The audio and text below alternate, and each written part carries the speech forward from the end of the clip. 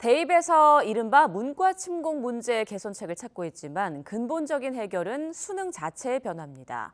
내년에 확정되는 2028학년도 수능 개편안은 고교 학점제와 맞물려서 특히 큰 변화가 예고되는데요.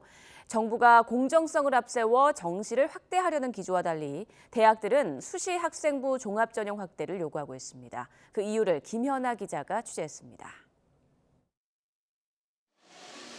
사회 고위층 자녀의 스펙 품앗이, 그 민낯이 드러나면서 입시 공정성 강화를 위해 정시가 대폭 확대됩니다. 하지만 실제론 수도권 주요대 정시만 확대됐고 전체 정시 비중은 계속 낮아졌습니다. 대학이 정시 선발을 꺼리는 건 정시생의 중퇴 비중이 너무 높아 대학 운영이 어렵고 입학 후 학업 성취도도 떨어지기 때문입니다. 서울에 있는 의과대학을 입학하려고 수능을 한 번 더 봅니다. 이게 의과대학만의 문제가 아니잖아요. 도미노처럼 하나하나 이렇게 쓰러뜨리면서 그 입학했던 학생들이 어떤 스트레스를 가지고 어떤 일을 할지 그거를 아무도 장담할 수가 없단 말이죠. N수생이라고 하면 그 시험을 2번 보고 3번 본 학생들인 거고요. 2번 보고 3번 봤을 때 성적이 오르는 것을 그 학생의 오롯한 학업 역량인가. 학생부 교과 전형도 절대평가인 성취평가제 하에선 사실상 기능을 할 수 없습니다. 대학들은 결국 지원자가 무엇에 관심을 두고 공부해왔는지 맥락을 살피는 학생부 종합전형을 확대해야 한다는 입장입니다. 수상 경력, 자기소개서 부활과 대학의 선발 자율권 확대 필요성도 강조합니다.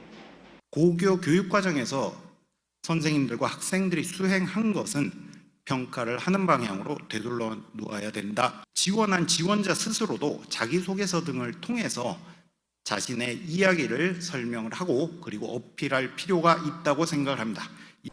교육당국 생각도 대학들과 비슷하지만 문제는 때마다 불거지는 입시 비리로 학생 선발 자율권 확대 요구에 대한 여론이 곱지 않다는 겁니다. 여기에 고교 학점제의 지역별 준비 상황과 여건이 고르지 않은 상황에서 대학의 선발권을 대폭 확대할 경우 공정성 논란을 더 키울 우려가 있습니다.